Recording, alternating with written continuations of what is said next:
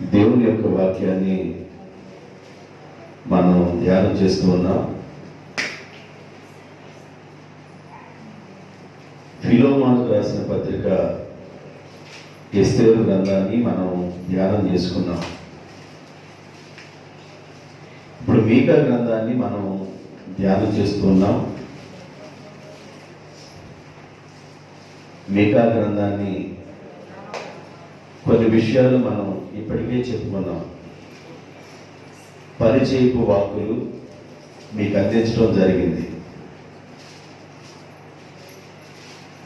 మీకా యొక్క పూర్తి పేరు ఏంటంటే మీకా యాహూ.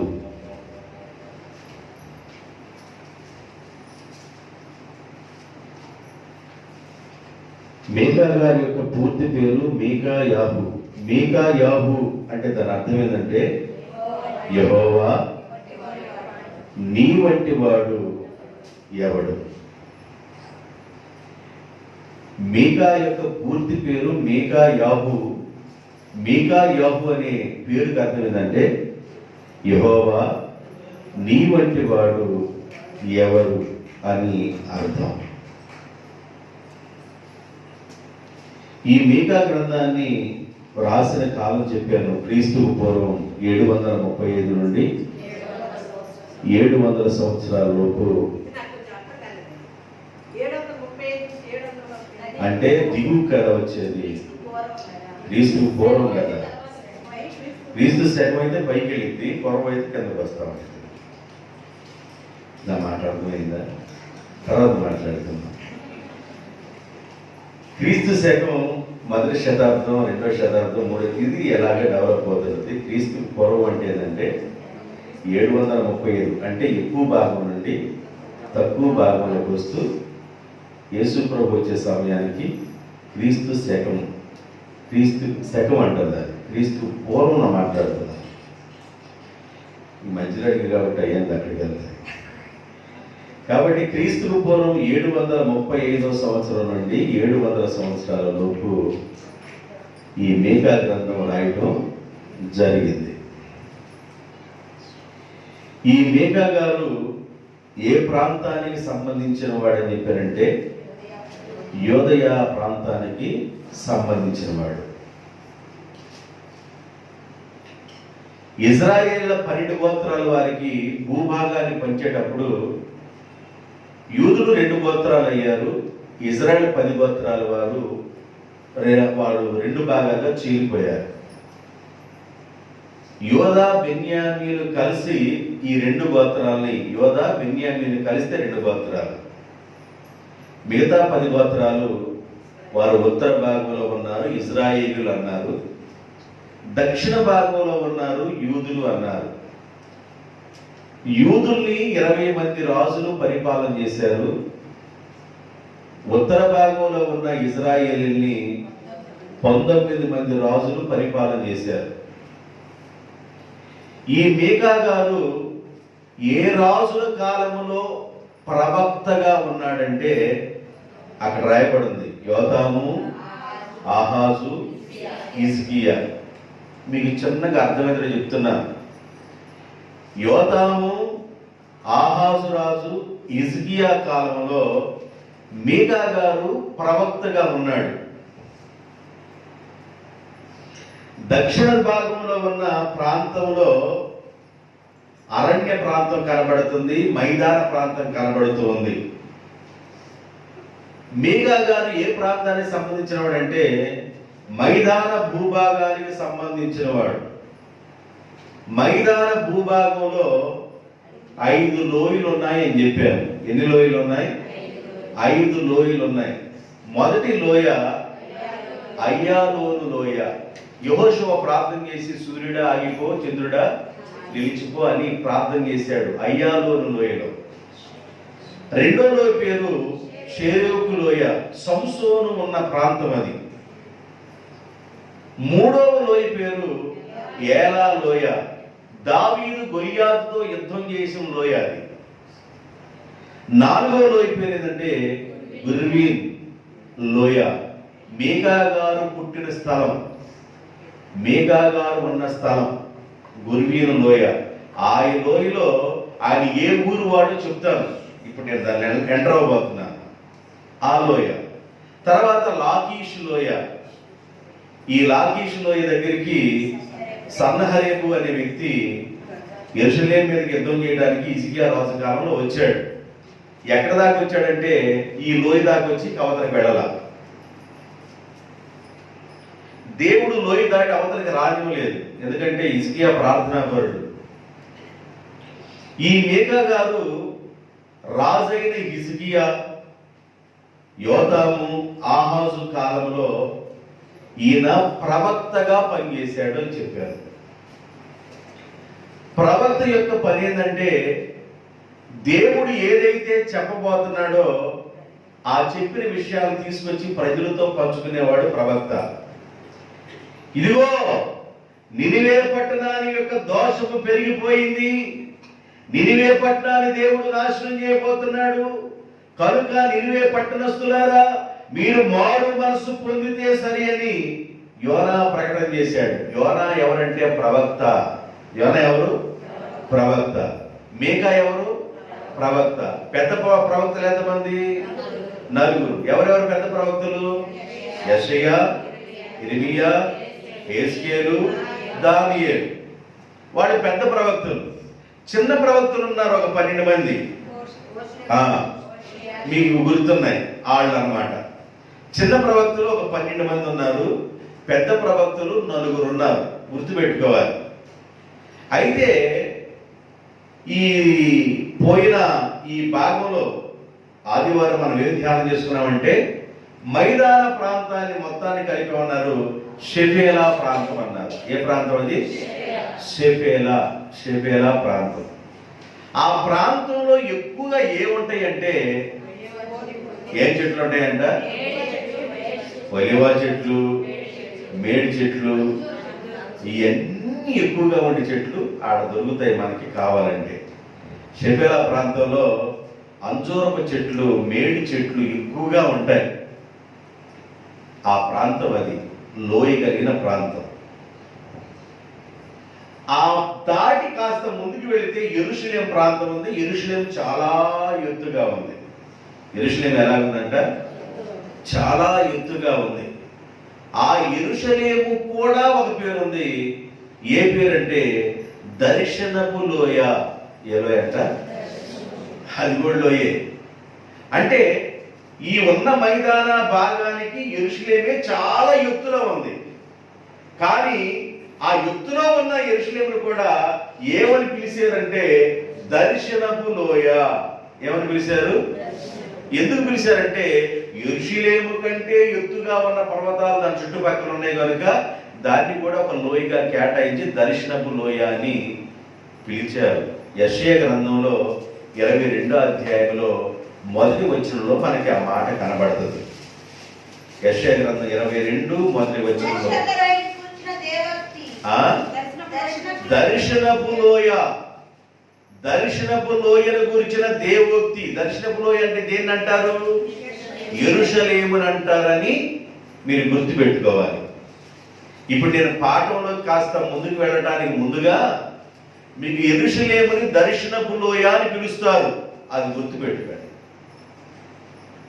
ఇప్పుడు మీకా గ్రంథాన్ని మనం ధ్యానం చేస్తూ చాలా వివరాలన్నీ మీకు చెప్పుకుంటూ నేను కాస్త ముందుకి కొనసాగాలనుకుంటున్నాను. ఈ రోజున మీకా గ్రంథాన్ని మనం ఎంటర్ అవుతున్నాం, అధ్యాయంలోకి ఎంటర్ అవుతున్నాం. మీకా గ్రంథంలో 7 అధ్యాయాలు ఉన్నాయి. ఎన్ని అధ్యాయాలు ఉన్నాయి? మీకా గ్రంథం మొత్తం 7 అధ్యాయాలు. 7 అధ్యాయాల్ని మనం 3 భాగాలు చేసుకోవాలి. 7 అధ్యాయాలు ఎన్ని భాగాలు చేయాలి? 3 భాగాలు చేసుకోవాలి. 1, 2 అధ్యాయాలు కలిసి ఒక భాగం, 3, 4, 5 కలిసి రెండో భాగం, 6, 7 కలిసి మూడో భాగం. ఈ మీకా గ్రంథాన్ని 3 భాగాలుగా మనం చేసుకుంటే అర్థమైంది, తేలిగ్గా అర్థమైంది. 1, 2 అధ్యాయాలు కలిసి ఒక భాగం, 3, 4, 5 కలిసి రెండో భాగం, 6, 7 అధ్యాయాలు కలిసి మూడో భాగం. మీకు వివరణ అర్థమైపోయింది. మేకా గ్రంథాన్ని ఎలా వివరించుకోవాలో, ఎన్ని భాగాలు చేసుకోవాలో అర్థమైంది. 3 భాగాలు చేసుకోవాలి మేకా గ్రంథాన్ని. అర్థమవుతుందా? అయితే ఈ మీకా గారి యొక్క ఊరు పేరు షెఫేలా లోయలో అని చెప్పాను, గుర్వీన్ ప్రాంతం అని చెప్పాను, గుర్వీన్ లోయ అని. ఆయన ఊరి పేరు రాయబడి ఉంది మీకా గ్రంథం 1వ అధ్యాయము 14వ వచనం.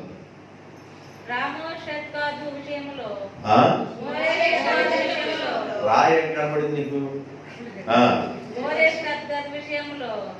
మోరే షద్గతు అంటే వాళ్ళ ఊరి పేరు ఏంటంటే మోరే షద్గతు అనే ఊరు వాళ్ళది. మీకా గారి యొక్క ఊరు ఆ ఊరు అన్నమాట. కానీ మీకా గారికి ముందుగా ఏం రాయబడిందంటే మోరస్తీయుడైన మీకా. మీకా మోరస్తీయుడైన మీకా అని స్టార్ట్ చేశాడు. మీకా గ్రంథం 1వ అధ్యాయము 1వ వచనాన్ని 2వ వచనాన్ని చదువుకుందాం. యోతాము, ఆహాజు, హిజ్కియా అను యోధా రాజుల దినములలో షోమ్రోనును గూర్చియు యెరూషలేమును గూర్చియు దర్శన రీతిగా మోరస్తీయుడైన మీకాకు ప్రత్యక్షమైన యెహోవా వాక్కు. మోరస్తీయుడైన మీకాకు ప్రత్యక్షమైన యెహోవా వాక్కు. మీకాకి పూర్తి పేరేంటంటే మీకా యాహు. మీకా యాహు అంటే యెహోవా నీ వంటి వాడు ఎవరు? నీ వంటి వారు ఎవరయ్యా? ఆ పేరుకి అర్థం ఏంటంటే నీ వంటి వారు ఎవరు? బైబిల్ చెబుతుంది ద్వితీయోపదేశ కాండంలో మోషే గారి ద్వారా రాయబడిన ద్వితీయోపదేశ కాండం 4వ అధ్యాయము 32వ వచనం. 32వ వచనం. దేవుడు భూమి మీద నరులను సృజించిన దినము మొదలుకొని నీకంటే ముందుగా ఉండిన మునుపటి దినములలో ఆకాశము యొక్క ఈ దిక్కు నుండి ఆకాశం యొక్క ఆ దిక్కు వరకు ఇట్టి గొప్ప కార్యములు జరిగిన దీని వంటి వార్త వినబడినా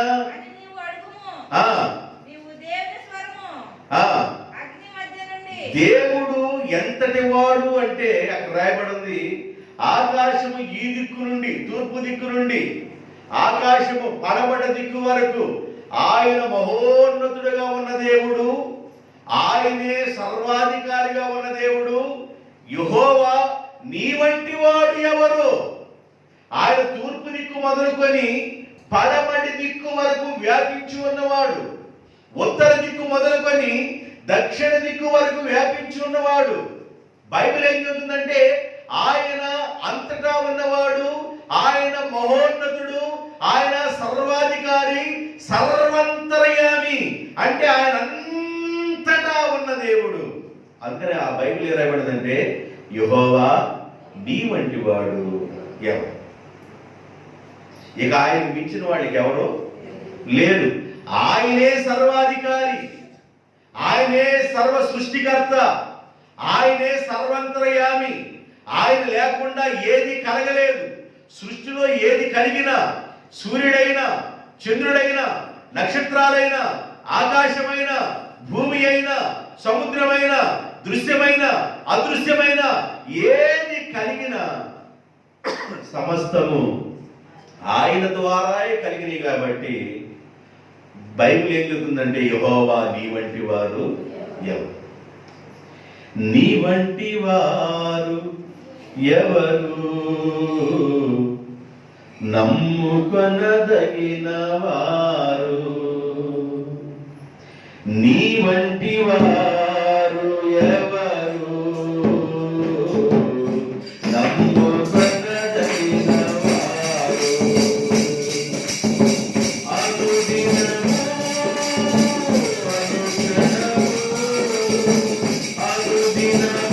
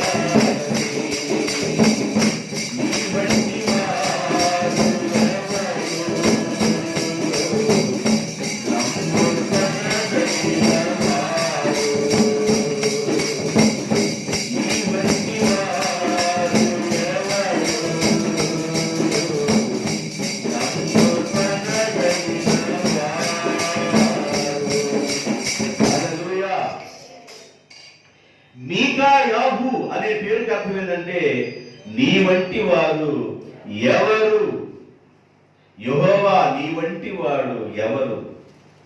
ఆకాశం ఈ దిక్కు మొదలుకొని ఆ దిక్కు వరకు, తూర్పు నుండి పడమర వరకు, ఉత్తరం నుండి దక్షిణ వరకు ఆయన వ్యాపించి ఉన్న సర్వంతరయామి. కీర్తనకారుడు అంటాడు 113:4-5 కీర్తన గ్రంథం 113వ కీర్తన 4-5 వచనాలు. యెహోవా అన్యజనులందరి ఎదుట మహోన్నతుడు, ఆయన మహిమ ఆకాశ విశాలమును వ్యాపించి ఉన్నది. 113:4-5 కదా, చదవండి. ఉన్నతమందు ఆసీనుడయ్యున్న మన దేవుడైన యెహోవాను పోలి ఉన్నవాడు ఎవరు? దేవుడైన యెహోవాను పోలి ఉన్నవారు ఎవరు? నీ వంటి వారు ఎవరు? ఆకాశం ఆయన మహిమతో నిండిపోయింది, ఆయన మహోన్నతుడైన దేవుడు అని ఆ పేరుకు అర్థం వచ్చేటట్టుగా మీకా గారు పేరు పెట్టుకున్నారు. మీకా గారి యొక్క పూర్తి పేరు మీకా యాహూ. మీకా యాహూ అనే పేరుకి అర్థం ఏంటంటే యెహోవా నీ వంటి వారు ఎవరు. ఇప్పుడు మనం 1వ అధ్యాయంలో 1వ వచనంలో ఉన్నాం. మీకా అనే పేరుకి అర్థం చెప్పుకొస్తున్నాం. మీకు మీకా గ్రంథాన్ని 7 అధ్యాయాన్ని 3 భాగాలు చేసుకున్నాం మనం.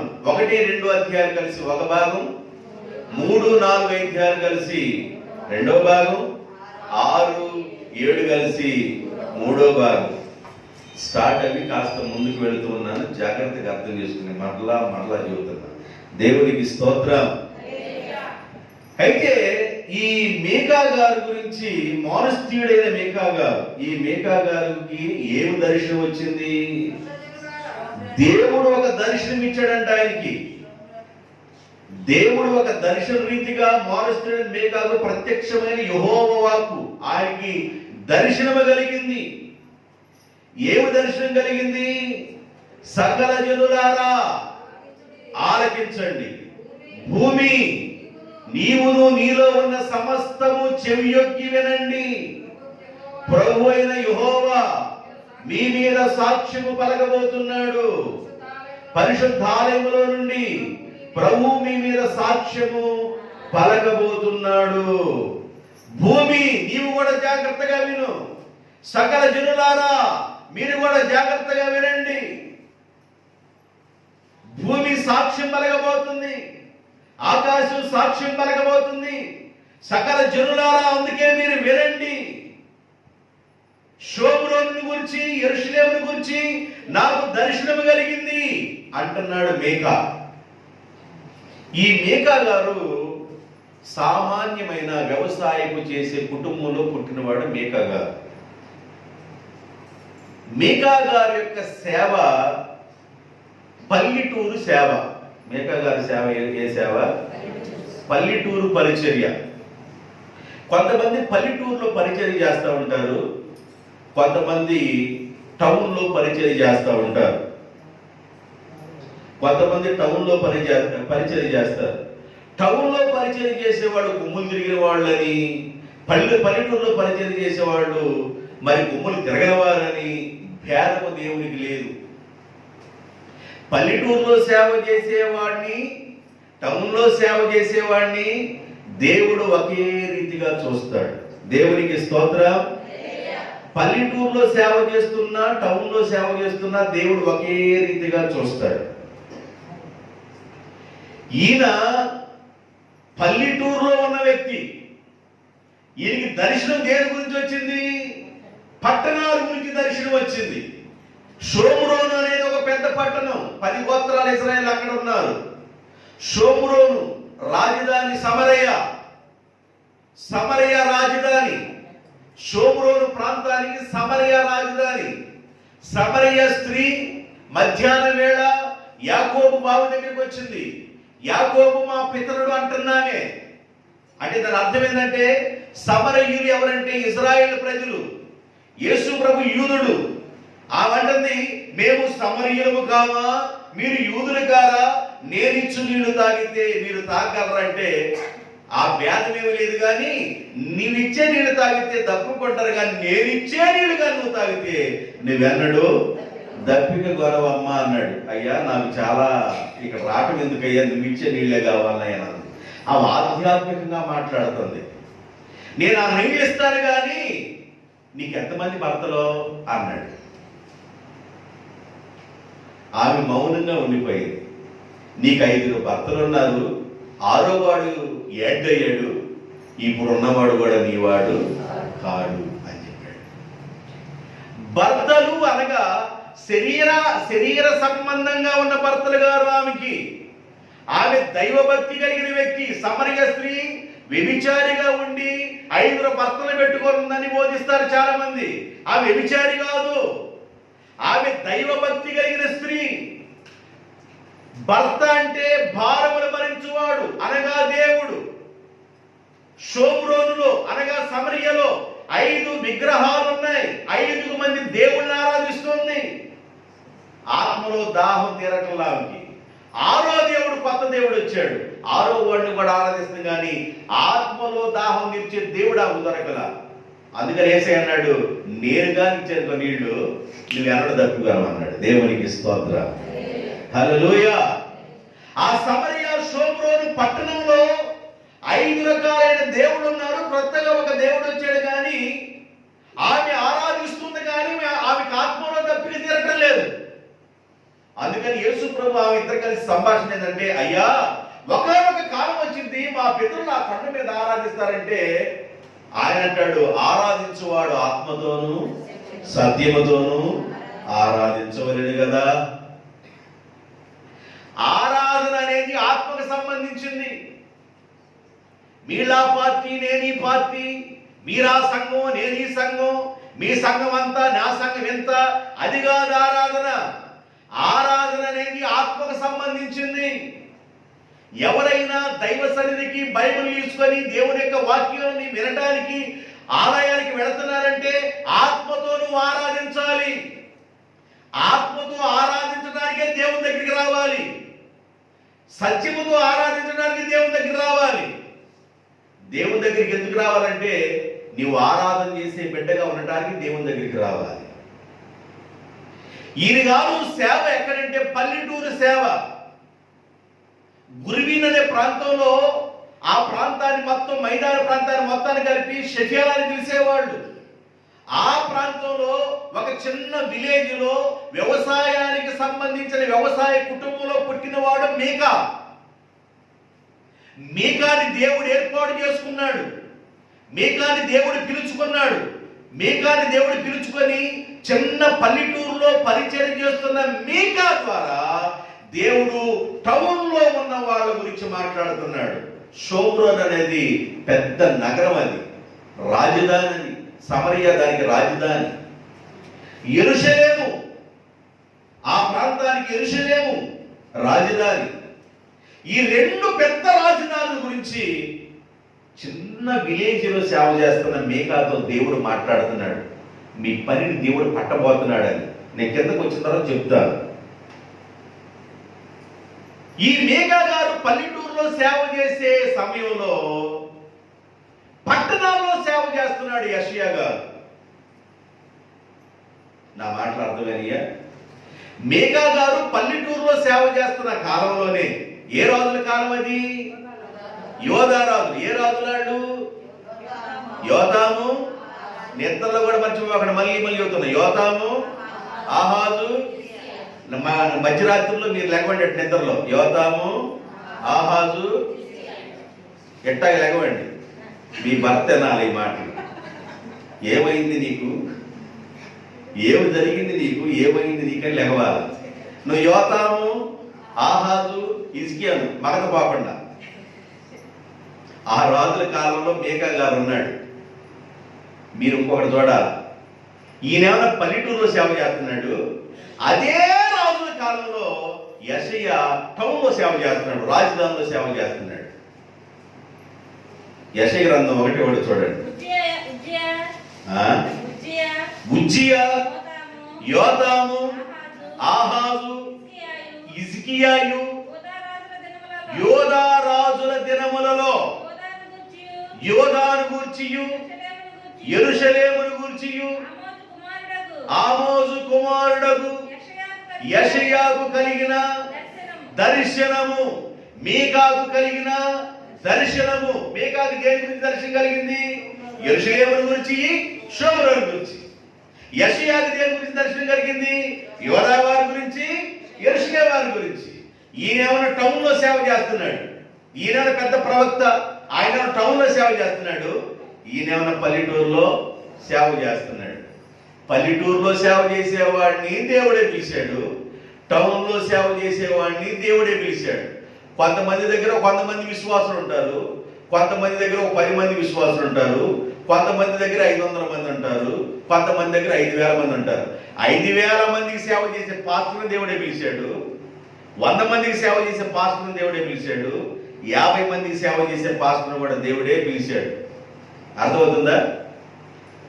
సేవ కాస్త డెవలప్ అయిన తర్వాత ఒక 20 నుండి 30 మంది, 40 మంది, 50 మంది, 100 మంది డెవలప్ అయిపోయి ఒకవేళ 500 మందికి రేంజ్కి సంఘం వెళ్ళిపోయిన తర్వాత, సంఘం బాగా విస్తరించిన తర్వాత, ఆ పాస్టర్ గారు బాగా ముదిరిన తర్వాత, నా మాట అర్థమైందా? ఆ పాస్టర్ గారు బాగా ముదిరిన తర్వాత పల్లెటూరుకి వచ్చి, అయ్యా మీరు 3 రోజులు వచ్చి వాక్యం చెప్పాలి అంటే నాకు చాలా బిజీ షెడ్యూల్ అయ్యా, నేను అచ్చంగా టౌన్లోనే మాట్లాడతాను అన్నాడు. దేవుడు మొఖాన్ని ఏం పడతాడంట? వంట, ఇంకో చోట పెంటాను ఉంది, నేను దాన్ని చెప్పలేక వంట అని చెప్పాను. అర్థమైందా? మేము టౌన్లోనే సేవ చేసేవాళ్ళమి. నా సేవ రేంజ్ వేరు, నా సేవ వేరు. ఒక పెద్ద సేవకుడిని, టెంపుల్, ఆ టెంపుల్ ఈ టెంపుల్ అని ఉంది, ఆ టెంపుల్ ఉన్న సేవకులు వచ్చేసి బలుసులపాలెం గ్రామానికి మీరు వస్తారంటే ఎన్ని ఇళ్ళు ఉంటాయి? 100 ఇళ్ళు ఉంటాయి అయ్యా. 100 ఇళ్లలో నేను వచ్చి వాక్యం చెప్పాలా? కాదు కాదు, నేను ఎక్కడ చెబుతానంటే విజయవాడ, విశాఖపట్నం, బాంబే, హైదరాబాదు, తర్వాత అక్కడ నేను బాగుతాడు ఆయన. దేవుడు తన సేవకుడిని ఎందుకు ఏర్పాటు చేసుకున్నాడంటే అందరికి సువార్త వినిపించబడాలి. దేవునికి స్తోత్రం. అందరికి సువార్త వినిపించబడాలి. టౌన్ లో పరిచయం చేస్తా ఉన్నాడు, రాజధాని నగరాల్లో పరిచయం చేస్తున్నాడు యెషయా. ఇదే రాజుల కాలంలో పల్లెటూరులో సేవ చేస్తున్నాడు మీకా. ఒక వ్యవసాయ కుటుంబంలో పుట్టినవాడు, సామాన్యుడు మీకా. ఇంకేం చెప్పాలంటే ఒక పేద కుటుంబంలో పుట్టినవాడు మీకా. పేద కుటుంబంలో పుట్టాడా, ధనికుల కుటుంబంలో పుట్టాడని చూడ కానీ మనిషి యొక్క స్వభావాన్ని దేవుడు చూస్తాడు, యథార్థతను చూస్తాడు, హృదయాన్ని చూస్తాడు, హృదయ అంతరింద్రియాలను చూస్తాడు, హృదయ రహస్యాన్ని చూస్తాడు. ఆ హృదయంలో ఎవరైతే పాపానికి చోటివ్వకుండా హృదయాన్ని ఎవరైతే వశపరుచుకుంటారో, మనసుని ఎవరైతే నిమగ్నం చేసుకుంటారో, మనసుని ఎవరైతే కట్టేసుకుంటారో, దేవుడు దృష్టి వారి మీద ఉంటుంది. దేవునికి స్తోత్రం. హల్లెలూయా. Very good. మీకు ఇంతవరకు అర్థమైంది అనుకుంటున్నాను. ఈయన గారు చాలా రోషం కలిగిన వ్యక్తి అండి. మీకా గారు ఎవరంటే చాలా రోషం కలిగిన, దైవ రోషం కలిగిన వాడు, దైవ భక్తి అంటే రోషం కలిగిన వాడు మీకా. మనం కొన్ని సంవత్సరాలు వెనక్కి వెళ్ళిపోతే,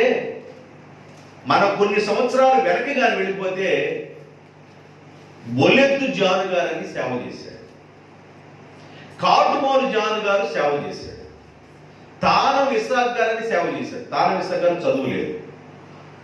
బొల్లెత్తు జాను గారు రెబ్బా ప్రసాద్ గారి యొక్క మామయ్య గారు. కాటుమోలు జాను గారు కొన్ని సంవత్సరాలు కానీ మనం వెనక్కి వెళ్ళినట్లయితే వాళ్ళు దేవుని కొరకు మండుతూ రగులుతూ సేవ చేశారు.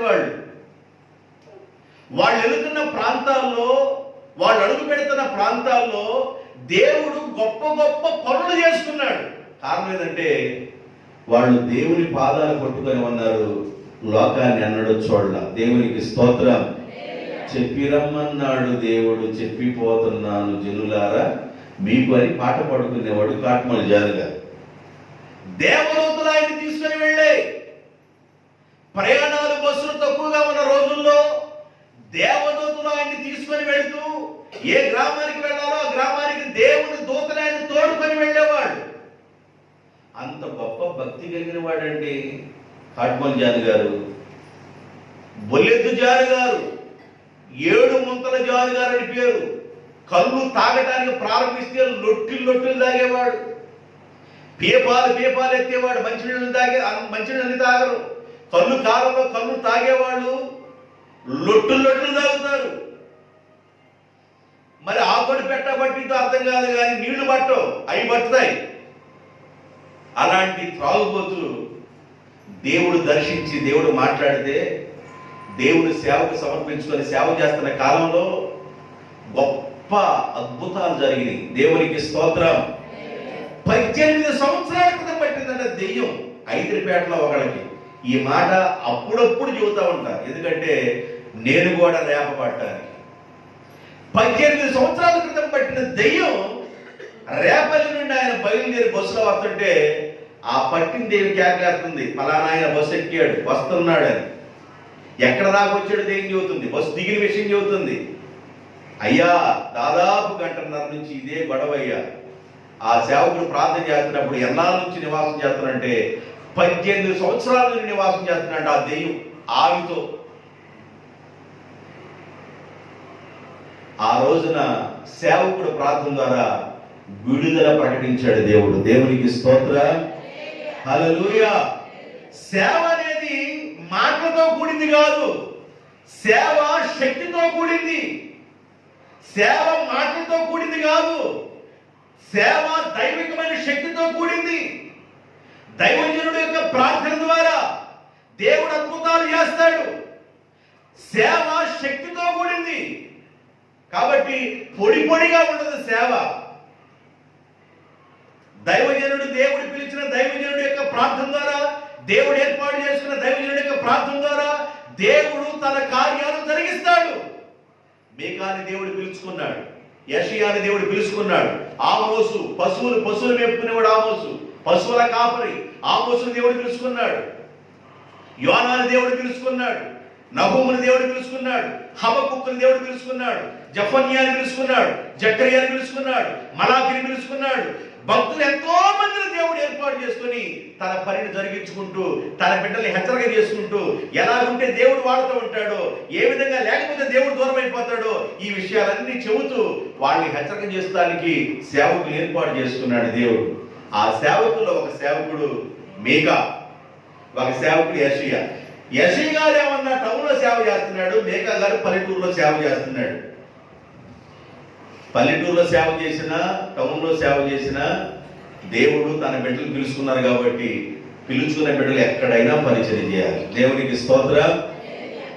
మన ప్రభువైన యేసుక్రీస్తు యొక్క సేవ పరిచర్య ఎక్కడెక్కడ జరిగిందో మీకు ఒక చిన్న ఇంటి ఇస్తాను. లోకాసు వార్త 8వ అధ్యాయం. లోకాసు వార్త 8వ అధ్యాయము 1వ వచనం. లోకాసు వార్త 8వ అధ్యాయము 1వ వచనం. వెంటనే దేవుని యొక్క రాజ్య సువార్తను తెలుపుచు ప్రకటించుచు ప్రతి పట్టణములోను ప్రతి గ్రామములోను ప్రతి పల్లెలోను ఆయన సంచారము చేయుచుండెను. యేసు ప్రభు సేవ ఎక్కడెక్కడ చేశాడంట? పట్టణాల్లో చేశాడు, గ్రామాల్లో పల్లెటూరులో కూడా యేసు ప్రభు సేవ చేశాడు. ఎక్కడ కట్టబడిన గాడిని తీసుకురమ్మన్నాడు? లాజరు గారు ఊరేది బేతనియ. చిన్న గ్రామాల్లో సేవ చేశాడు, పక్కా పల్లెటూరులో సేవ చేశాడు, పట్టణాల్లో కూడా సేవ చేశాడు. యేసు ప్రభు యొక్క సేవా విధానం పల్లెటూర్లు దగ్గర నుండి, గ్రామాల దగ్గర నుండి పట్టణాల వరకు కూడా ఆయన పరిచయం చేశాడు. యేసు ప్రభువు కంటే గొప్పవాళ్ళండి. కాబట్టి సేవా విధానం అనేది దేవుడు ఎక్కడ ఎవరిని పిలిచాడో, ఎక్కడ ఏర్పాటు చేసుకున్నాడో అక్కడ నుండి దేవుడు సువాసనను తీసుకొస్తాడు. దేవునికి స్తోత్రం. యేసు ప్రభు నజరేతులో కాపురం ఉన్నాడు. యేసు ప్రభు సేవ ఎక్కడి వరకు వెళ్ళిపోయిందంటే జబూలీను, నఫ్తాలీను, యోర్దాను అవతలున్న ప్రాంతాలకు కూడా దేవుని సేవ విస్తరించింది. అనేక ప్రాంతాల నుండి నజరేతులో కాపురం ఉన్న యేసయ్య దగ్గరికి జనాలు బొట్ల బొట్టలు వచ్చారు. కారణం ఏంటంటే ఆయన ఉంటున్న నజరేతులోనైనా ఆయన యొక్క వెలుగు, ఆయన మీద ఉన్న అభిషేకం అనేక ప్రాంతాలకు వెళ్ళింది. జబూలుని ప్రాంతంలో ఉన్న వాళ్ళు చీకటిలో మరణ ఛాయలో ఉన్నారు. బ్రతుకు మీద ఆశ లేని వారుగా, సత్య చాలనుకునే అలాంటి బ్రతుకులో ఉన్న వాళ్ళ దగ్గరికి దేవుని యొక్క వెలుగు వెళ్ళిన వెంటనే మేము ఎందుకు సరిపోవాలి, మేము యేసు కోసం బ్రతకాలని జబూలుని ప్రాంతంలో చీకటి ఛాయలో, మరణ ఛాయలో ఉన్నవాడు కూడా యేసయ్య దగ్గరికి వచ్చారు. దేవునికి స్తోత్రం. హల్లెలూయా. కాబట్టి మీకా గారు పల్లెటూరులో సేవ చేశాడు. యెషయా గారు ఎక్కడ సేవ చేస్తున్నాడు? పట్టణాల్లో సేవ చేస్తున్నాడు. ఆయన పట్టణాల్లో సేవ చేస్తున్నప్పుడు, ఈయన పల్లెటూరులో సేవ చేస్తున్నప్పుడు యోధా రాజులు ఎవరున్నారు అంటే ఎవరున్నారంట? యోధాము, ఆహాజు, హిజ్కియా. ఇప్పుడు నేను దేని గురించి చెప్పాను? దక్షిణ భాగం గురించి మాట్లాడాను. ఉత్తర భాగంలో కూడా ఎవరు పనిచేశారంటే అప్పుడు హోషేయ. ఎవరు పనిచేశారు? హోషేయ. హోషేయ ఇశ్రాయేలు పాలనలో ఉన్నప్పుడు హోషేయ వాడకి ప్రవక్తగా ఉన్నాడు. హోషేయ అనే వ్యక్తి ఉత్తర భాగంలో ఉన్న 10 గోత్రాలు ఇశ్రాయేలుకి ఆయన ప్రవక్తగా ఉన్నాడు. దక్షిణ భాగంలో ఉన్న ఈ 2 గోత్రాల వారికి పల్లెటూరులోనే ఉన్న మేకా ఉన్నాడు, టౌన్లోనేమో యెషయా ఉన్నాడు. ఎంతవరకు క్లియర్? అర్థమైందా? అర్థమైన వాళ్ళందరూ దేవునికి స్తోత్రం చెప్పండి. దేవునికి స్తోత్రం. ఈయనకి ఏం చెబుతున్నాడు? ఈయనకి ఏం దర్శనం వచ్చిందంట? షోమ్రోనును గూర్చియు యెరూషలేమును గూర్చియు వచ్చిన దర్శనం వచ్చింది ఆయన. ఆ దర్శనంలో ఏమని అంటున్నాడంటే 2వ వచనం వచ్చేసరికి మీరు ఏమని హింటింగ్ పెట్టుకోవాలంటే 2వ వచనానికి తీర్పును గురించిన తొలి దేవోక్తి. తీర్పును గురించిన తొలి దేవోక్తి. ఇప్పుడు ఈ 7 అధ్యాయాల్లో 6 రకాలైన సందేశాలు ఉంటాయి. 6 రకాలైన సందేశాలు ఉంటాయి. 7 అధ్యాయాలు కలిగిన ఈ పుస్తకాన్ని 3 భాగాలు చేసుకున్నాం. 6 సందేశాలు ఉంటాయి. ఆ దేవుడిచ్చిన 6 సందేశాలు. మొదటి సందేశం ఏంటంటే తీర్పును గురించిన తొలి దేవోక్తి. ఏందంట తొలి దేవోక్తి? ఆలకించుడి. స్టార్ట్ చేయండి. ఆలకించుడి సర్వజనులారా, ఆలకించుడి. భూమి నీవును నీలో ఉన్న చెట్లు పుట్టలు సమస్తమును చెవియొగ్గి వినుడి. ప్రభు అయిన యెహోవా నీ మీద సాక్ష్యము పలకబోతున్నాడు. దేని మీద సాక్ష్యం పలకబోతున్నాడంట? యెరూషలేము మీదను, షోమ్రోను మీదను దేవుడు సాక్ష్యం పలకబోతున్నాడు. అందుకని సాక్ష్యం పలికేటప్పుడు ఎవరెవరు వినాలి? భూమి, నీవు, నీలో ఉన్న సమస్తం వినండి. సకల జనులారా అంటే అందరూ వినవలసిన వార్త ఇదని దేవుడు చెబుతున్నాడు. మీరందరూ వినవలసిన వార్త ఇది. మీరు జాగ్రత్తగా వినండి. సాక్ష్యాన్ని పలకబోతున్నాడు దేవుడు. సాక్ష్యం పలకబోతున్నాడు. సాక్ష్యము అనేది చాలా గొప్పదండి. సాక్ష్యం మనిషి జీవితంలో కూడా సాక్ష్యం చాలా గొప్పది. మనిషి సాక్ష్యాన్ని కోల్పోతే ఆ మనిషికి విలువ ఉండదు.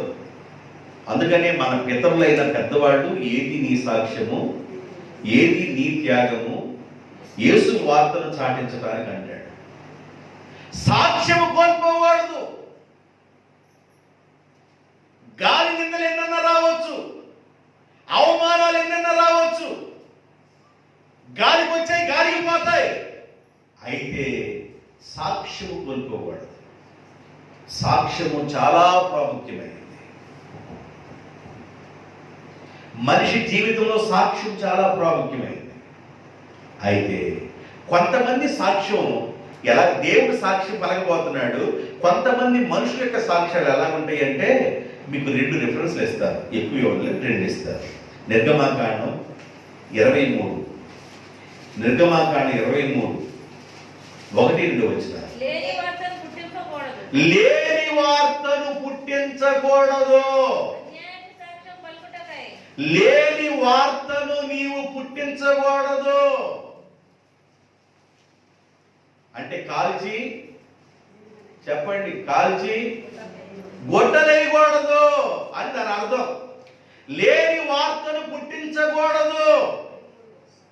తర్వాత అన్యాయపు సాక్ష్యము పలుకుటకై దుష్టులతో నీవు కలవకూడదు. లేని వార్తను పుట్టించకూడదు, అన్యాయపు సాక్ష్యాన్ని పలకడానికి దుష్టునితో నీవు కలవకూడదు. కలిస్తే ఏం జరిగిద్దండి? అన్యాయపు సాక్ష్యం పలికితే ఏం జరిగిద్దండి? వాళ్ళతో కలిస్తే ఏం జరిగిద్దండి అంటారేమో, అంటే దానికి కూడా చెబుతారు వినండి. ఆహాబు పేదవాడైన నాబోతు యొక్క ద్రాక్ష తోట తన నగర కానుకోనుందని నాబోతు దగ్గరికి వెళ్ళి, ఏమయ్యా నా నగరానికి ఆనుకోనుంది ఒక రాజుగా ఉన్న ఆహాబు పేదవాడి యొక్క ద్రాక్ష తోటను అడిగాడు. ఒక 1 ఎకరం ఉండిద్దాము, నా నగరానికి ఆనుకోనుంది, ఆ ద్రాక్ష తోట నాకు ఇచ్చేసి అన్నాడు. ఆయన అన్నాడు నాబోతు, నా పితరులు సంపాదించిన ఆస్తి నాయన నేను నీకు ఇవ్వలేనయ్యా, నా పితరుల దగ్గర నుంచి వస్తున్న ఆస్తిది, ఈ తోట నేను నీకు ఇవ్వలేను అన్నాడు. ఇంటికి వెళ్ళిపోయాడు. రాజు అయి ఉంటే నా మాట లెక్క చేయలేదని ఇంటికి వెళ్ళిపోయి మూతు ముడుచుకొని పడుకున్నాడు. భార్యకి అర్థమైపోయింది, ఏవండి చిలకా గోరికల్లాగా మనం బాగుండేవాడు, కిలకిలలాడుతూ ఉండేవాడివి, ఎందుకు మౌనంగా ఉన్నావు, మౌన వ్రతం చేస్తున్నావు, నీ మౌన వ్రతానికి కారణం ఏంటి అని అడిగితే విషయం చెప్పాడు. ఆమె సింపుల్లో తేల్చేసింది. సూర్యకాంతమ్మ. ఏ కాంతమ్మ? మీరు సూర్యకాంతమ్మ అనుకుంటారా? యజబేల్ సింపుల్లో తేల్చేసింది. సింపుల్లో ఏం తేల్చేసిందంటే, అయ్యా నువ్వు బలివడు లాగుండో, తెల్లారి పాటు ఆ ద్రాక్ష తోట నీ పేరు మీద రాకపోతే చూడండి. ఆడవాళ్ళు ఎంత పవర్ ఉందో చూడండి. ఏం చేసిందంటే తప్పుడు సాక్ష్యం చెప్పేవాళ్ళు 2 లేవనెత్తింది. ఏం సాక్ష్యం చెప్పాలి? రాజదోషం చేస్తూ ఉండగా ఈ పేదవాడైన నాబోతు అనేవాడు రాజదోషం చేస్తుండగా నేను విన్నానని ఒకటి చెప్పాలి. ఇంకొకటి ఏం చెప్పాలంటే దేవదోషణ చేస్తూ ఉండగా నేను కూడా విన్నా. రాజదోషణ దేవదోషణ ఎవరు చేసిన వాళ్ళు మరణానికి పాత్రుడు. కాబట్టి రాజును దూషించకూడదు, దేవదోషణ చేయకూడదు. ఈ పేదవాడు రాజదోషణ దేవదోషణ మేము చేస్తుండగా విన్నామని 2 సాక్షులు లేపితే జనాలందరూ రాళ్ళు పెట్టి కొట్టి చంపేశారండి. అరుస్తా చనిపోయాడు. అరే నువ్వు విన్నావంటరా? నేను విన్నా. రాజదోషం చేయడం నేను విన్నా, దేవదోషం చేయడం కూడా నేను విన్నా. ఇంకొకడు వీళ్ళిద్దరూ కలవలుకొని యెజబేలు యొక్క రాణి మాటల్ని కలవలుకొని ఆ పేదవాడిని లేపటానికి ప్రయత్నం చేశారు, లేపేశారు. రక్తపు మడుగులు అక్కడే ప్రాణం వదిలి చచ్చిపోయాడు. కుక్కలు వచ్చి ఆ రక్తం నాకింది. ఆ రోజుల్లో దైవజనుడైన ఏలియా, ఆయన ప్రవక్త, దేవునికి స్తోత్రం. ఆహాబు రాజు కాలంలో దైవజనుడైన ఏలియా ప్రవక్త. మీకా ఎలా ప్రవక్తగా ఉన్నాడో ఆహాబు రాజు కాలంలో ఏలియా ప్రవక్తగా ఉన్నాడు. ఏలియాతో దేవుడు అన్నాడు, అయ్యా పేదవాడైన నాబోతు ద్రాక్ష తోటను అన్యాయంగా ఆక్రమించుకొని ఆ ద్రాక్ష తోటలో ఎంత సుందరముగా మనోహరంగా తిరుగుతున్నాడో ఆ రాజు దగ్గరికి వెళ్ళి నువ్వేం చెప్పాలంటే, పేదవాడైన నాబోతు యొక్క ద్రాక్ష తోటను అన్యాయంగా ఆక్రమించుకొని అన్యాయము సాక్షులను లేవనెత్తుకొని ఎంత పనిచేసి ఆయన చంపేవు, ఆయన రక్తము కుక్కలాంటిదడు చేసావు, అదే స్థలంలో నీ రక్తం కూడా కుక్కలా ఉంటాయని చెప్పు అన్నాడు. దేవునికి స్తోత్రం. ఏరియా చాలా స్పీడ్గా వెళ్ళిపోయాడు ఆ తోట దగ్గర. ఎలాగే తోటలో ఉన్న ద్రాక్ష గుత్తులన్నీ చూస్తూ తిరుగుతున్నాడు. అయ్యగా ఇడిబాబు కూడా సంపాదించాడు. ద్రాక్ష గుత్తులని చూస్తున్నాడు. నగరానికి అనుకుంటే రాజు అయితే పొలం ఒకటిది, సొమ్ము ఒకటిది, సోకి ఒకటిది. ఆ ద్రాక్ష కాయలు చూస్తా తిరుగుతున్నాడు. ఏలి అక్కడికి వెళ్ళి నుంచున్నాడు. ఏమల్లా ఏలి అల్లా ఏలి అక్కడికి వెళ్ళి నుంచున్నాడు. ఆ ద్రాక్ష కాయల గుర్తును చూస్తున్నాడు. రాజు ద్రాక్ష కాయలు ఏమన్నా రావండి? ద్రాక్ష కాయలు ఏమన్నా పొదుగు ఉంటాయి రాజుకి? రాజు ఇంట్లో ద్రాక్ష కాయలు కానివ్వండి, యాపిల్స్ కానివ్వండి, దానిమ్మ కానివ్వండి, ఏమైనా పొదుగు ఉంటాయా? ఎంత విధానంగా ఆయన ఆలోచన చేశాడే. వెళ్ళిపోయి ద్రాక్ష కాయలు చూస్తున్నాడు. ఈయనేమో అక్కడి నుంచి ఉన్నాడు. చూస్తా ఉండే సమయంలో ఆ గుర్తులో నుండి పడ్డారంట. చెప్పండి, ఎవరు కనపడ్డారు? ఏలియా కనపడ్డాడు. ఇక ఈయనకి బీపీ రేజ్ అయింది. ఎవరికి? ఆహాబు రాజుకి బీపీ రేజ్ అయిపోయింది. నరాలు చటాపట అన్నాడు. ఏం మాట్లాడుతున్నా అర్థం కావట్లా. అంతు పొత్తు లేకుండా మాట్లాడుతున్నాడు. చదువమ్మా. ఆహాబు రాజు ఏలియాను చూసి ఏమన్నా గొడవ పెట్టుకున్నాడు. ఈయన ఏమన్నా వచ్చి గొడవ పెట్టుకున్నాడు ఏలియా? ఎందుకు అంతలా దురవర్తానికి వచ్చి బయటికి?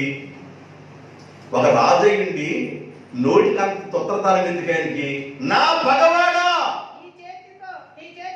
నీ చేతిలో అబ్బబ్బా దొరికిపోయాను రా బాబు, నీ చేతిలో నేను చిక్కుబడితేనా అని పలకగా ఏలియా ఇట్లా నేను యెహోవా దృష్టికి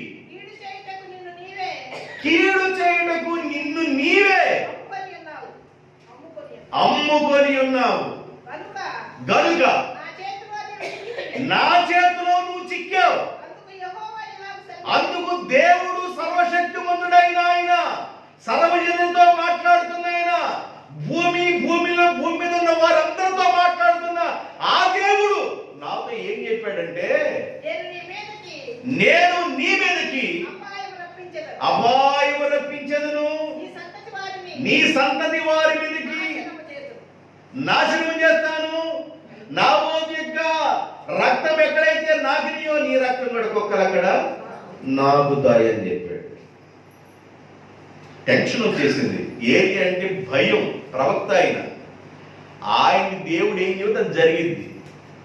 ఆయన మామూలుగా బీపీ రేజ్ అవ్వాల.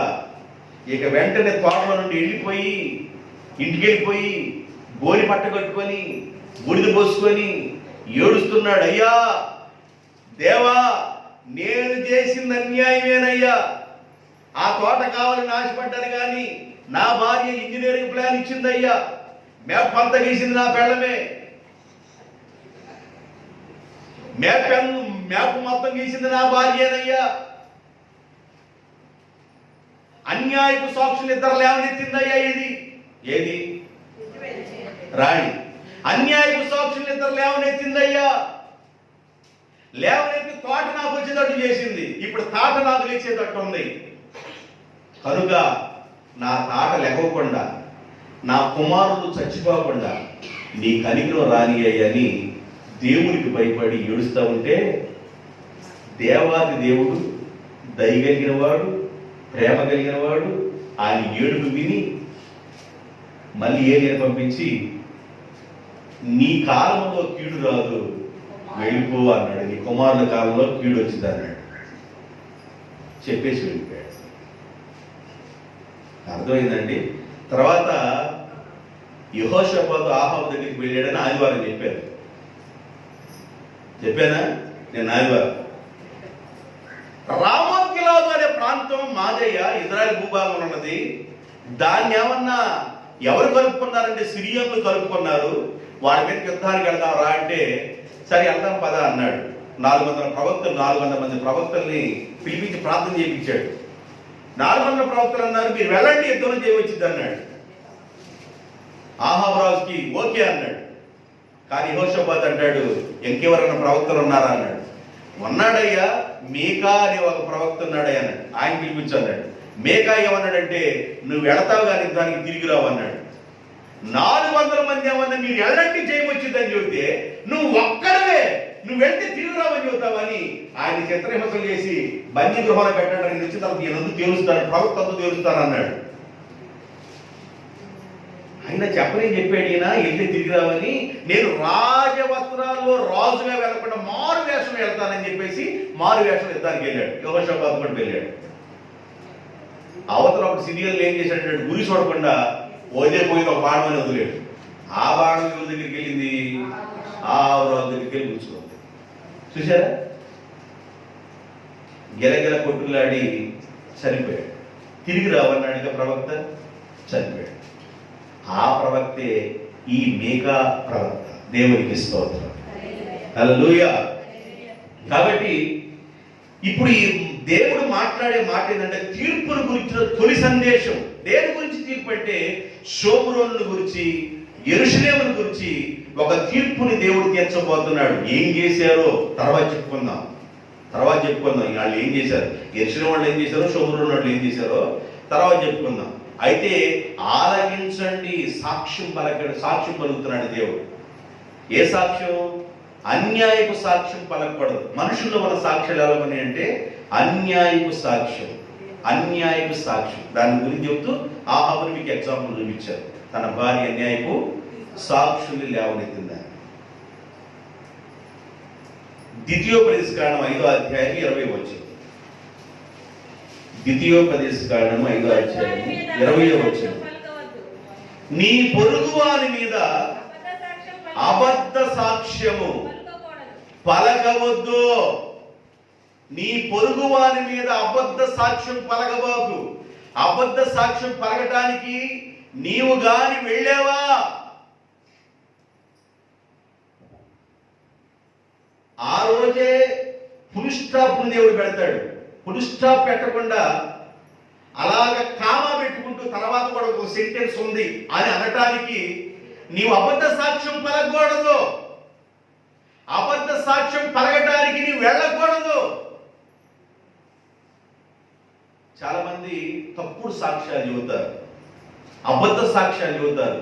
దానివల్ల ఎంత నష్టం వచ్చిందంటే అతను కింగ్ అయినా, అతను గొప్ప రాజు అయినా తలకిందులైపోవాల్సిందే. అబద్ధ సాక్ష్యాలు పలకకూడదు. దేవుడు ఒక సాక్ష్యాన్ని పలుకుతున్నాడు.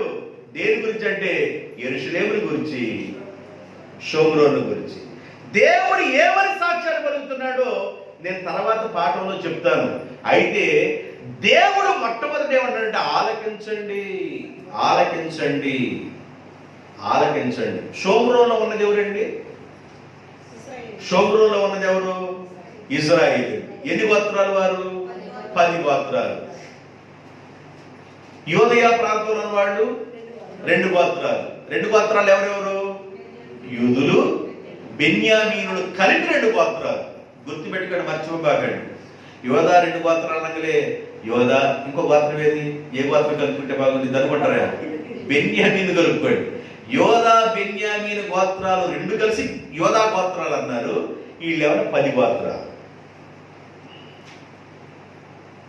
వీళ్ళతో దేవుడు ఏమంటాడంటే మేఘా గ్రంథం 1వ అధ్యాయం 2వ వచనంలో ఆలకించండి. ఏమంటున్నాడు?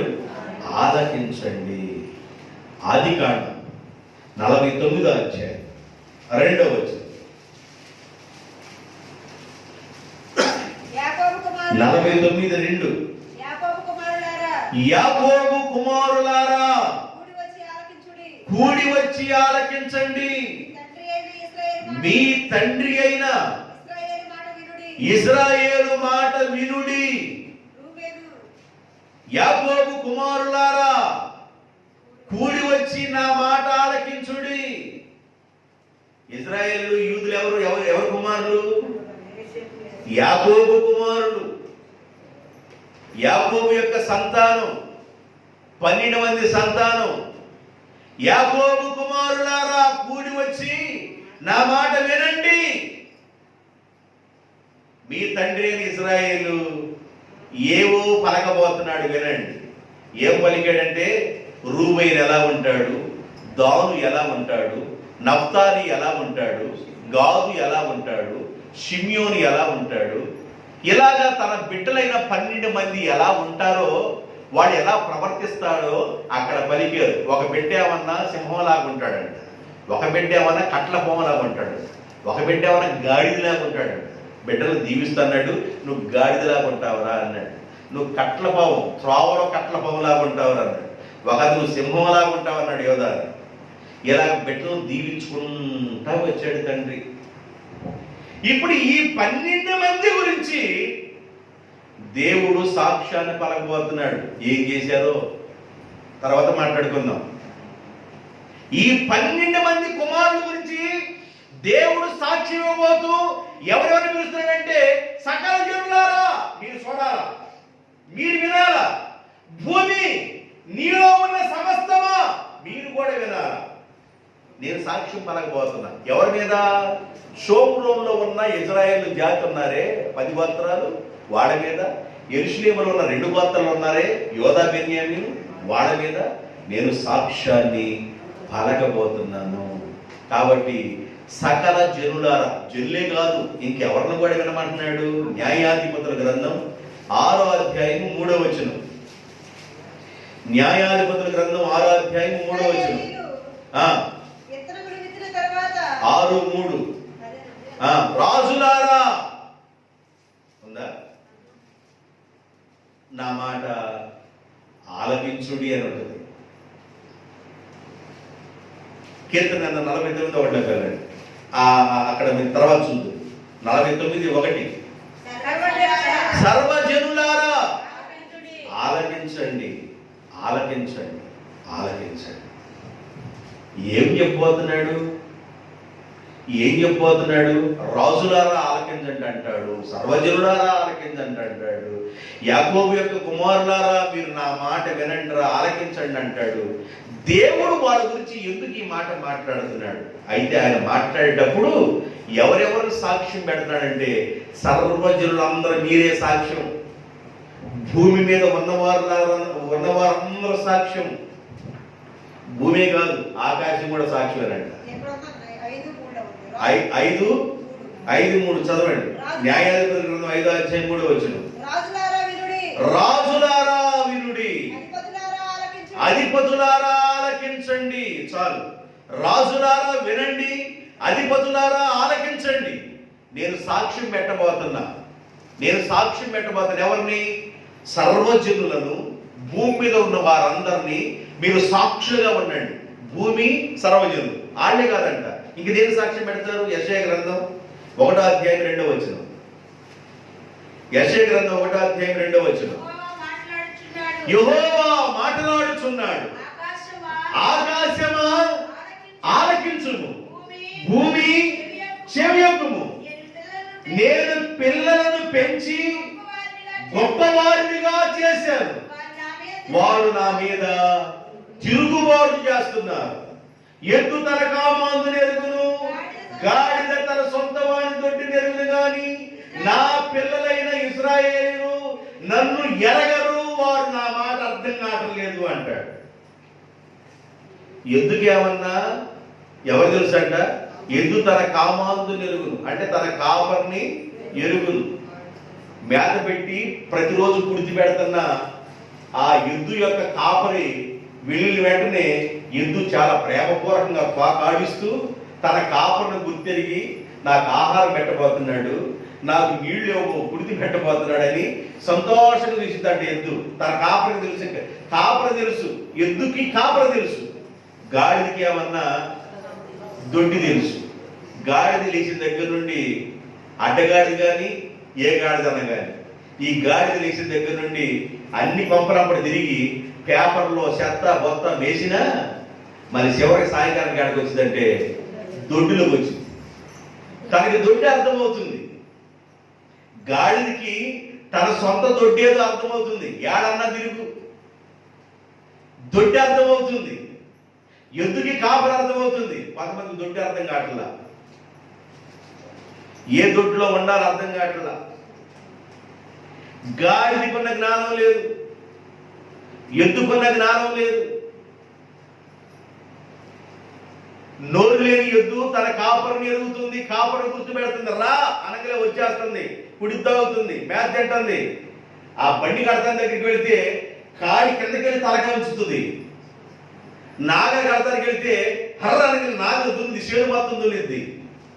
నా కాపరి నాకు ఆహారం పెట్టి పెంచుతున్నాడు కనుక నా కాపరి మాట నేను వినాలి, సాయంకాలం వరకు నేను దున్నుతానని కష్టపడి పనిచేసింది ఎద్దు. చాలా మంది తినేవాళ్ళు ఉన్నారు, కానీ ఎద్దుకున్న జ్ఞానం కూడా ఎద్దుకున్న జ్ఞానం కూడా లేదు. ఎద్దు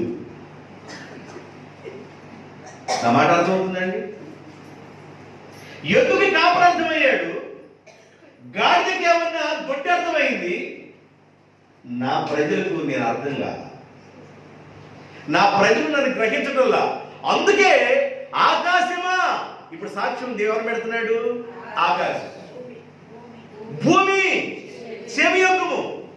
నేను పిల్లలు పెంచి పెద్దవాళ్ళని చేసి వాళ్ళు గొప్పవాళ్ళని చేస్తే వాళ్ళు నా ఎదురమ్మలో గుద్దుతున్నారు, వారు నా మీద తిరుగుబాటు చేస్తున్నారు, ఇష్టానుసారంగా ప్రవర్తిస్తున్నారు.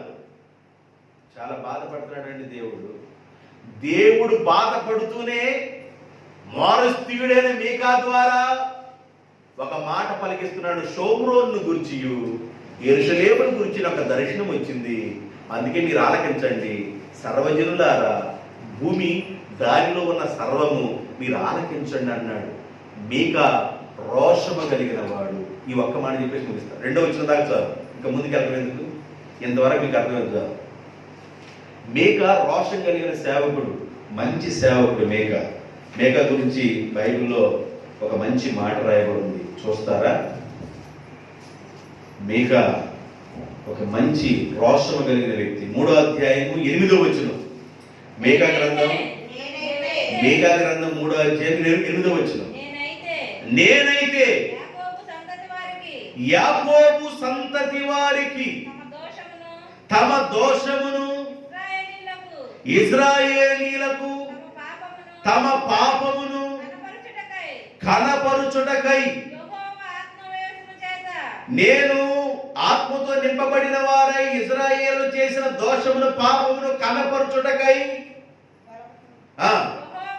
యెహోవా ఆత్మావేశము చేత బలముతోను తీర్పు తీర్చు శక్తితోను ధైర్యముతోను నింపబడిన వాడనై ఉన్నాను. మీకా అను నేను దేవుని ఆత్మ చేత, దేవుని బలము చేత, దేవుని శక్తి చేత ధైర్యంగా నిలబడ్డాను.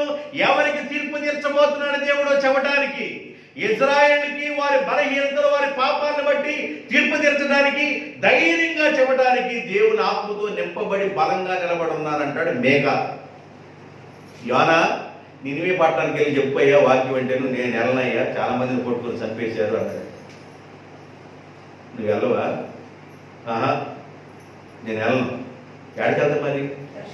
కోళ్ళు కొనుక్కోవడానికి, బాతులు కొనుక్కోవడానికి, నెమళ్ళు, జంకలు, దుప్పులు, ఏరు యొక్క తంతాలు ఈ కొనుక్కోవడానికి నేను నినివే నుండి తార్షీషుకి వెళ్తానయ్యా అని తార్షీషుకి వెళ్ళాడు. ఏంది? బిజినెస్ చేస్తాడంట. సేవ అవసరం లేదండి, బిజినెస్ చేసుకుంటాను, ఏనుగు దంతాలు అమ్ముకుంటుంటాను, కోతులు నెమ్మళ్ళు ఎమ్ముకుంటూ తిరుగుతాను, ఉప్పు గల్లా ఉన్న అమ్మి బతుకుతాను, నేను సేవ చేయనయ్యా.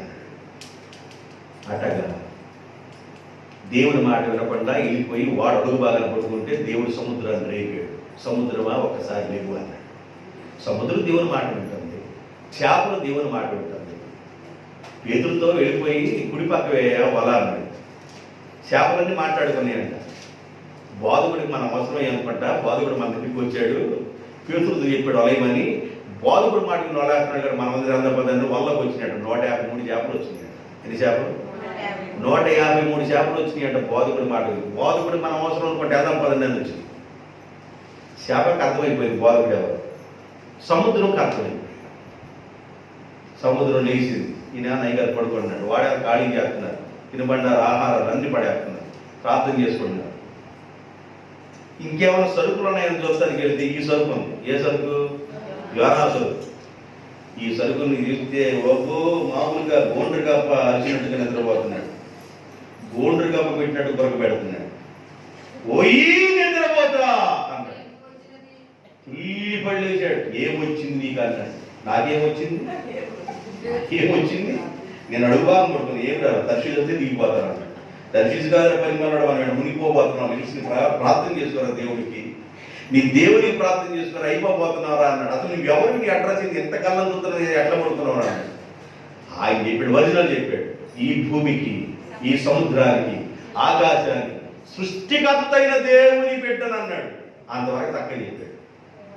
నన్ను బట్టే ఇది వచ్చింది అన్నాడు. మరి ఏం చేయమంటారు? ఎత్తి పడేయండి అన్నాడు. సావటానికి ఇష్టపడ్డాడు, సేవ చేయడానికి ఇష్టపడ్డాడు. అయ్యా ఈ దోషం మాది కాదు నాయన, మా పిల్లలు కాదు అన్నట్టు ఎత్తి పట్టేశారు తీసుకెళ్ళి. తిమ్మింగళంతో చెప్పాడు, మా అబ్బాయి వస్తున్నాడు, సప్పడి బాబు సప్పడి కూడా చిన్నగా రాంగ్లు అట్ట గుట్టుకు మన మింగేసి ముగ్గు మింగినట్టు. ఆ తర్వాత నేను చెప్పినప్పుడు వాంతి చేసుకో అన్నాడు. సరేనయ్యా అని చేప కూడా ఆయన మాట. చిన్నగా తీసుకొని బైపాస్ రూట్లో వచ్చినట్టు వచ్చేసింది తిమ్మింగళం. బైపాస్ రూటే కదండి సముద్రంలో. బైపాస్ రూట్లో షార్ట్ కట్లో వచ్చేసింది. వచ్చి అక్కడ కక్కేసింది. ఆ నాసులో ప్రార్థన చేసుకుంటే, అయ్యా బతికితే ఉప్పులు కాదయ్యా, నీ సేవ చేసి బతుకుతానయ్యా, అయ్యా అయ్యా అయ్యా ఉండరా పై వచ్చిందాక తీసుకెళ్ళి ఆడ కక్కేస్తే బయట రాగలే తెర తెలుసుకుని చూసినట్టు చూశాడు. ఏంటి అంటే నినివే పట్టణం.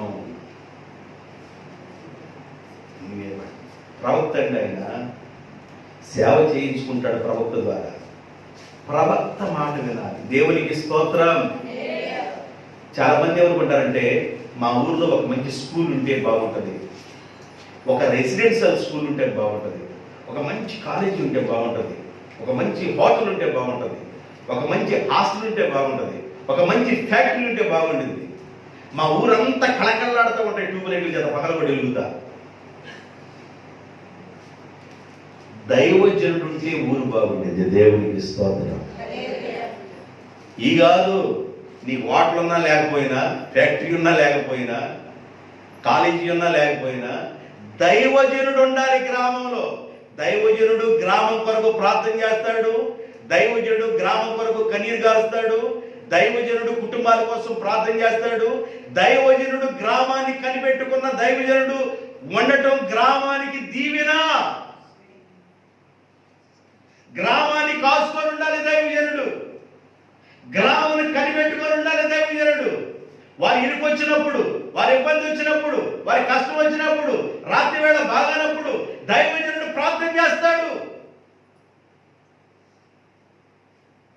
అలాంటి దైవజనుడు నీకు ఉండాలి. అది నీకు దీవెన. మీకా ఉండటం దీవెన. దేవునికి స్తోత్రం. ఈ రెండు వచనాలను మనం ధ్యానం చేసాం. ఇక తర్వాత పాఠంలోకి వెళదాం. ఈ మాట ద్వారా దేవుడు మిమ్మల్ని, మీ కుటుంబాన్ని దీవించునుగాక. ఆమేన్. ప్రార్థన చేద్దాం.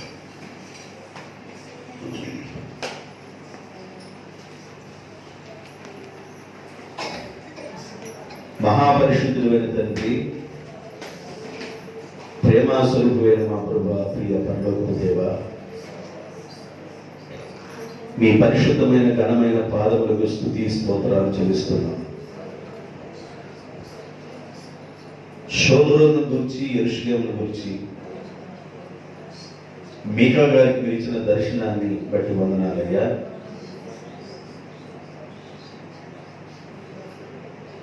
ఆ షోమ్రోనుకి, యెరూషలేముకి మీరు ఏం చేయబోతున్నారో దాన్ని చూడడానికి సకల జనులు, భూమి మీద ఉన్న సమస్తము వినండి, ఆలకించండి. ఏమి జరగబోతుందో దేవుడు సాక్ష్యాన్ని కలుగుతూ ఉన్నాడు. నిజమే ప్రభువా, అందరూ మీరు చూస్తున్న దేవుడు నాయన, అని పాపనగా కాపాడుతున్న దేవుడు. నీ మాట విన్నవారిని నువ్వు దీవించే దేవుడుగా ఉన్నావు నాయన. నీ మాటకు లోబడిన వారిని నీవు ఆశీర్వదించే దేవుడుగా ఉన్నావు నాయన. నీ మాట వినకుండా ఉన్న సౌలు త్రోసివేయబడ్డాడు. నీ మాటకు లోబడిన వారు రాజ్యాలు కూలిపోయింది నాయన. దేవా, మా పితరుల ద్వారా మీరు మాట్లాడారు. ఈ దినాల్లో మా ద్వారా కూడా మీరు మాట్లాడుతున్నారు. మీ మాటగా గమనించి అర్థం చేసుకొని మీ స్వరానికి, మీ పిలుపు లోబడి వాక్యాన్ని దయచేయమని ప్రార్థన చేస్తున్నారు. కూడొచ్చిన బిడ్డలను, శబ్దేంద్రం ద్వారా వాక్యాన్ని వింటున్న బిడ్డలందరూ దీవించండి. ఆ గ్రామాన్ని మీరు దీవించండి. సకల మేలులు దీవుల చేత నింపండి. ఆశీర్వాదాలు విడుదల చేయండి. మేలులతో నింపండి. యేసుక్రీస్తు నామములో ప్రార్థన చేయుచున్నాము తండ్రి. ఆమెన్. సామెన్ నువ్వు అక్కడ ఆమెన్ పెట్టేది చెప్పేసాను.